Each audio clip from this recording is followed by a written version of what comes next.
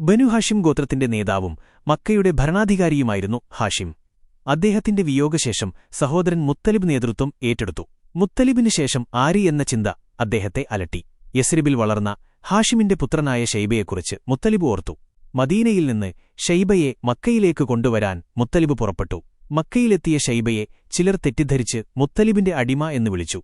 അങ്ങനെ ഷൈബ അബ്ദുൽ മുത്തലിബ് എന്ന പേരിൽ അറിയപ്പെട്ടു. അബ്ദുൽ മുത്തലിബ് ബനു ഹാഷിം ഗോത്രത്തിന്റെ തലവനും മക്കയുടെ പ്രധാന നേതാവുമായി മാറി.